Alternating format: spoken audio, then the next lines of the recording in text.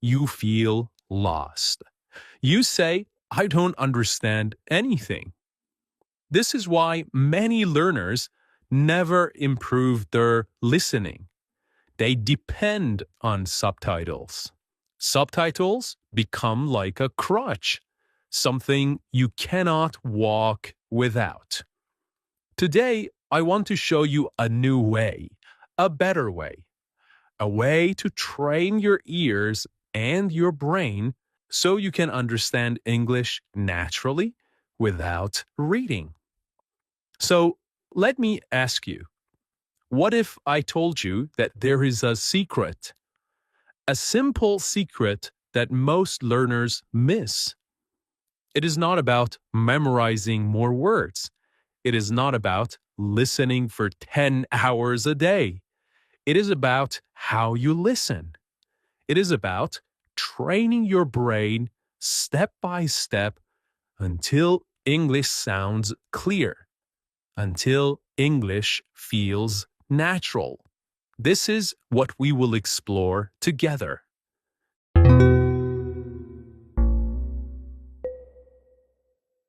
All right, the first step is to choose the right kind of material.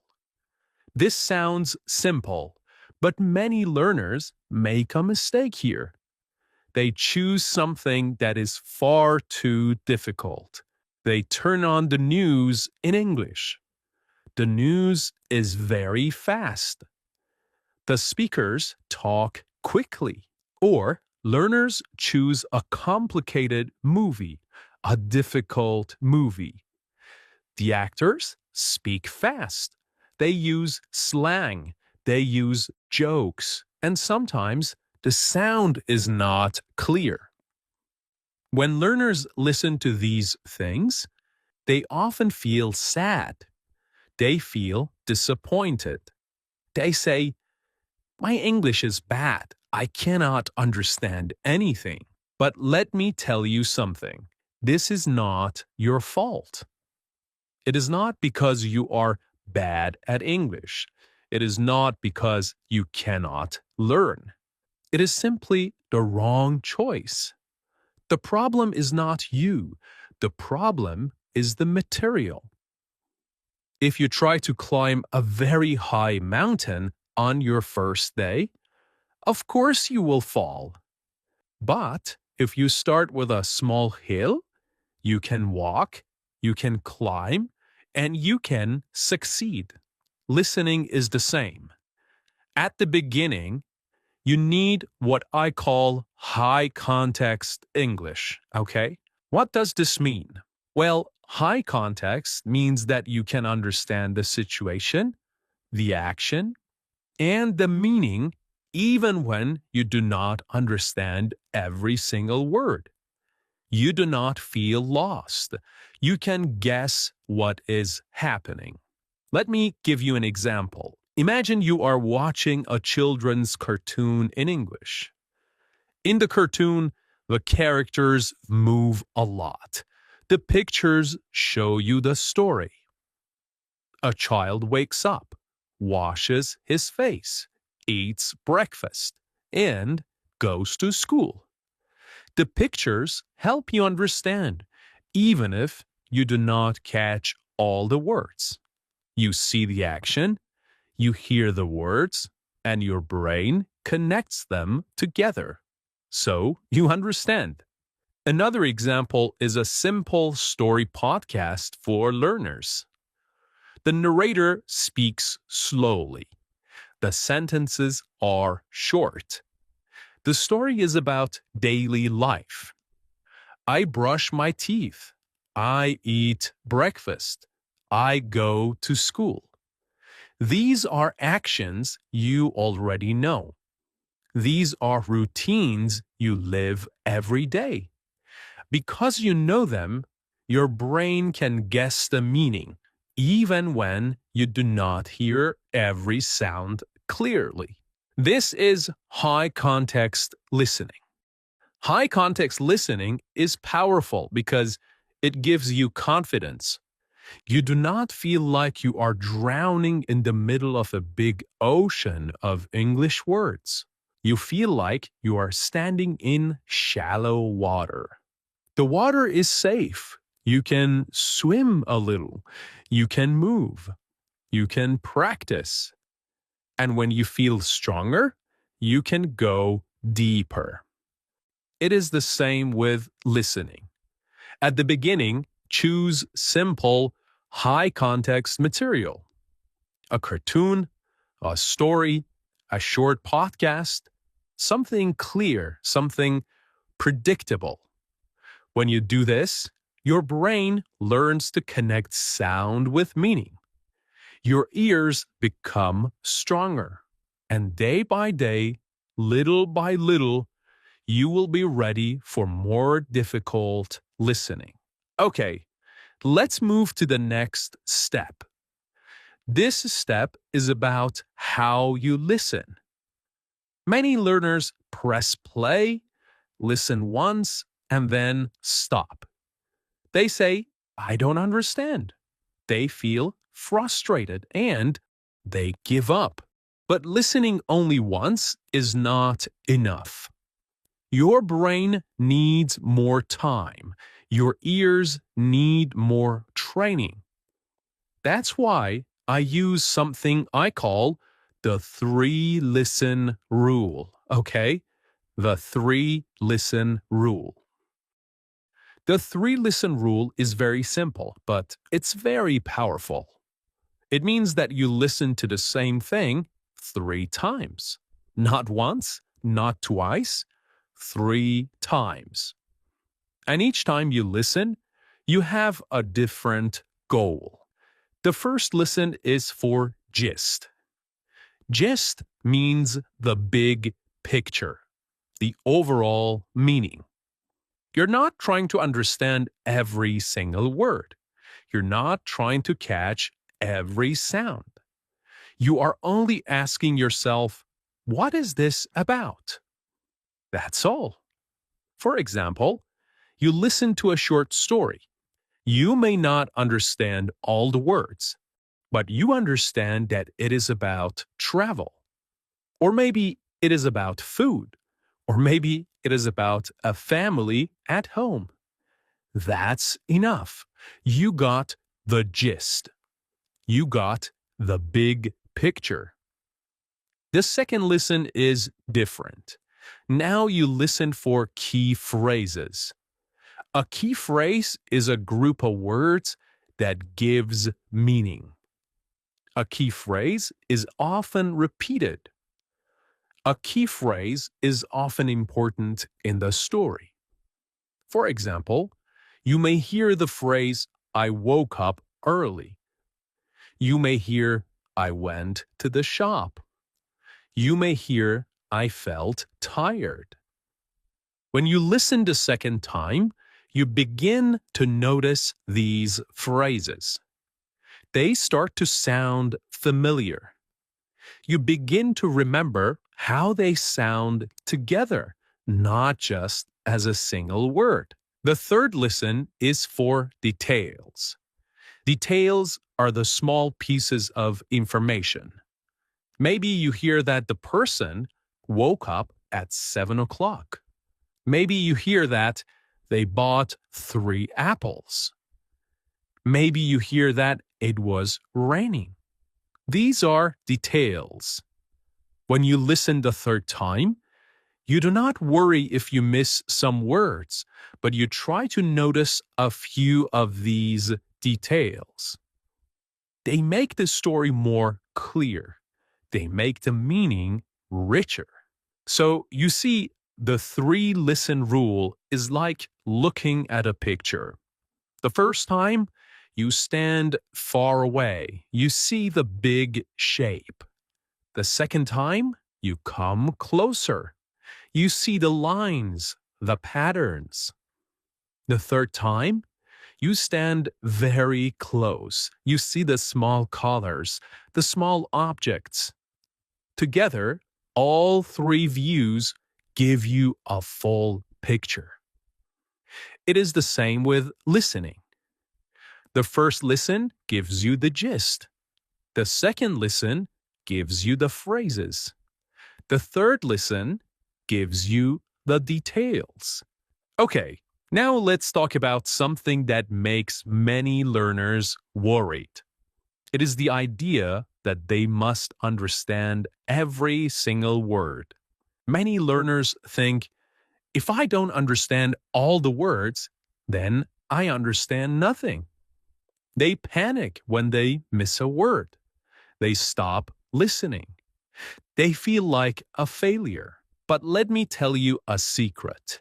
Even native speakers do not understand every word all the time. Yeah, that is true. Imagine two native speakers are talking and one person uses a new word, maybe a difficult technical word. The other person does not know it. But do they stop and say, "Oh no, I cannot understand English"? They just keep listening. They focus on the meaning. They understand from the other words, from the situation, from the context, what that word means. This is what you must do too. Real listening is not about catching 100% of the words. Real listening is about catching the message. It is about understanding the story, even if a few words are missing. Let me give you an example. Imagine a friend says, "Hey, do you want to grab a coffee later?" Maybe you don't understand the word grab, right? That's okay. You hear coffee. You hear later. You hear the question sound in their voice. And you understand this person wants to drink coffee with me. That is the meaning, and that's enough. This is how listening works in real life. You pick up the important words, you connect them to the situation. Your brain fills the gaps, and step by step, your understanding grows. So tell yourself this: I do not need every word. I need the message. This is the way to build real listening confidence. So, now let's put all of this into action. How can you practice every day? First, choose something simple. Do not choose a long, difficult movie. Choose a short podcast. Choose a simple video, something with a clear topic. Second, listen without subtitles. This is the most important part.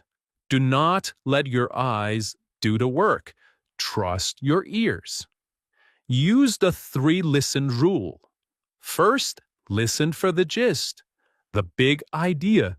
Then, listen again for phrases, the expressions that repeat. Then, listen one more time for details, the small pieces of information. Here, you can use subtitles, okay? You can check the words and expressions you didn't catch. So, repeat this every day. Even 10 minutes is enough. The secret is not listening once a week. The secret is daily practice. Every day, your brain learns a little more. Every day, your ears get stronger. Thank you so much for joining me today on English Unleashed.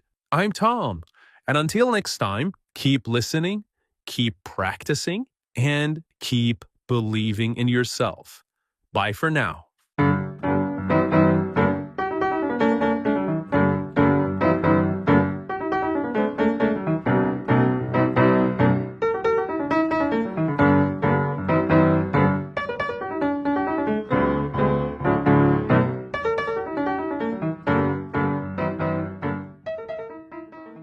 This is the basic key to communication. This is very easy. There are a few very common and useful patterns. The first one is, my name is Tom. Okay? My name is Tom. The second one is, I'm Tom. Okay? So both are correct. My name's Tom, or I'm Tom. Now, let's listen to some examples. I can say, my name's Becky. Or I can say, I'm Becky. Both are correct. Both are natural. Yeah, and you can also add more detail if you want. My full name is Thomas, but people call me Tom. That's true for me. Officially, on my passport, it says Thomas, but in daily life, everyone calls me Tom. Same for me.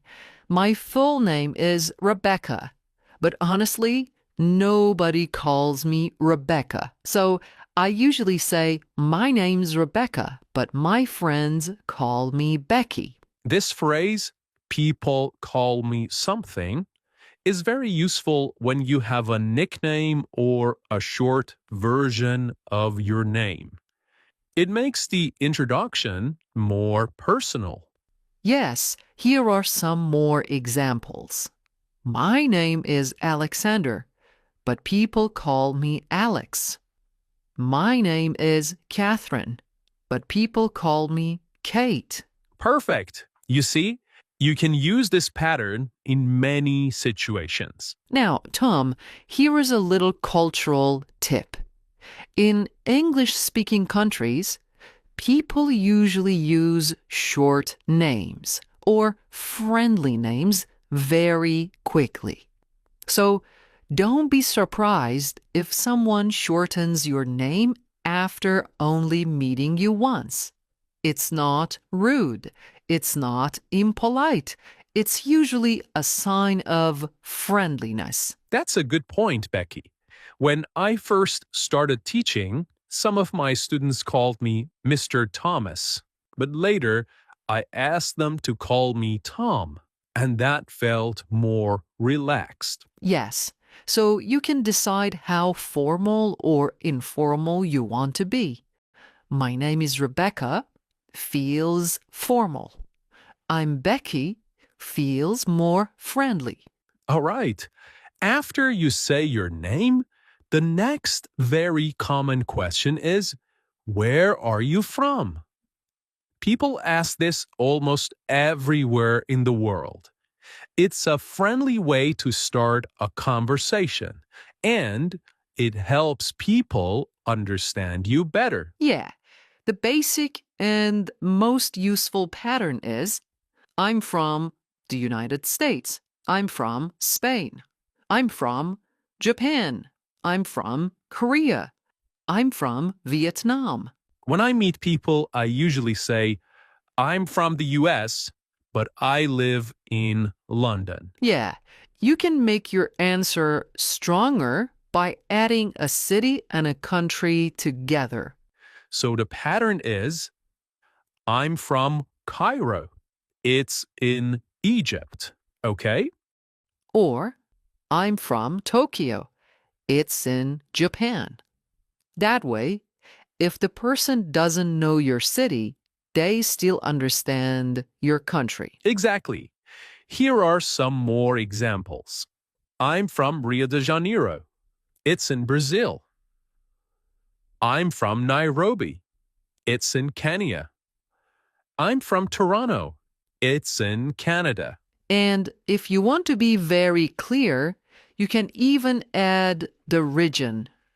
For example, I'm from Munich. It's in the south of Germany. All right. Another very useful pattern is, I was born in somewhere, but I live in somewhere. Okay? So, this is great when your story is a little different. For example, I was born in Spain, but I live in Mexico now.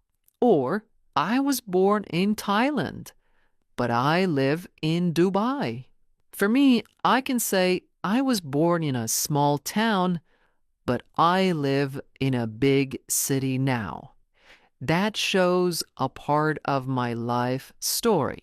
Yeah, and you can also say something like, I was born in London, and I still live in London today. That's great. Here is a cultural tip. In English speaking countries, people often connect very quickly over places. If you say, I'm from Italy, someone might reply, Oh, I love Italian food. Or, I visited Rome last year. People often use places to find connections, to make friends. So don't be surprised if people talk about your country, food, music, or famous things. Yeah, it's a friendly way to keep the conversation going. Now, another very common question is, How old are you? People sometimes ask this when they want to know more about you. It's not always the first question in English speaking countries, but it's still useful to know how to answer. Yeah, the basic pattern is very simple. I'm 40 years old. I'm 45 years old. I'm 28 years old. Or, if you want to keep it short, just say, I'm 28. I'm 41. That's enough. Most people will understand right away. And right away means very quickly. Okay? In fact, in casual conversations, in informal conversations, people often don't say years old. They just say the number. I'm 20. I'm 18. I'm 55. Yes. And there is another way you can answer if you don't want to give the exact number. You can say, I'm in my 20s. I'm in my 30s. I'm in my 40s. Or I'm in my 60s. This means the general age range, okay? But not the exact number. Yeah. So if you say, I'm in my 40s, it could mean 41, 45, or even 49. It's softer. Sometimes people prefer this if they don't want to be too specific. I usually say, I'm in my 40s. That could be 41, 45, or 49. But it gives people an idea without saying the exact number. Yeah, and here is a cultural tip. In English speaking countries, people don't always ask about age, especially with adults. Sometimes it feels a little personal, Yeah, I find it a little bit personal. but with children or teenagers, it's very common. Exactly. For example, when you meet a child, you might ask, How old are you? And the child will happily say, I'm 7 or I'm 10. But with adults, it's better to wait until they share it themselves. Still, it's useful for you to know how to say your age if someone asks. Now, here are some more phrases you can use. I'm almost 30. That means maybe 29, nearly 30. I just turned 18, okay? I just turned 18. That means I became 18 recently. Here is another one. I'm in my early 30s. I'm in my early 30s. That means maybe 31, 32, or 33. And here's the final one. I'm in my late 40s. I'm in my late 40s. That means maybe 47, 48, or 49. For example, I sometimes say, I'm in my early 40s. That usually means 41 to 44. All right, let's move on to another very common topic. Family. This always comes up in small talk. When people are getting to know you, they're often curious about your family background. A very common question is, do you have brothers or sisters? Sometimes they use the word siblings. Siblings means brothers and sisters. So they ask, do you have brothers or sisters? Yeah, and it's a good idea to have a clear answer ready. The simplest way to answer is, yes, I have, or no, I don't have any brothers or sisters, or I don't have any siblings. For example, you can say, yeah, I have one brother, or yeah, I have two sisters. In my case, I usually say, yeah, I have an older sister. That one small word, older, adds more detail. And I usually say, yeah, I have one younger brother. That's also a nice detail because people then know my brother is not only my sibling, but also younger than me. So, if you want to give a little more information, you can use older or younger. For example, I have two younger sisters. Or, I have one older brother. It makes your answer richer. Yeah, and if you don't have brothers or sisters, that's okay too. There is a special phrase for this. I'm an only child, okay? I'm an only child. That means you don't have siblings. Now, sometimes people want to know how many brothers or sisters you have in total, okay? They might ask, how many brothers and sisters do you have? Yeah, and here you can give a number and mix brothers and sisters if you like. For example, I have one brother and two sisters. Or I have three sisters. And if you don't have any, you can just say, I don't have brothers or sisters. Or the shorter way is, I don't have siblings. I don't have siblings. If you want to go a little deeper, you can talk about your position in the family. People may ask, are you the oldest? Or are you the youngest? I usually say I'm the oldest child. Yeah, and I usually say, I'm the middle child.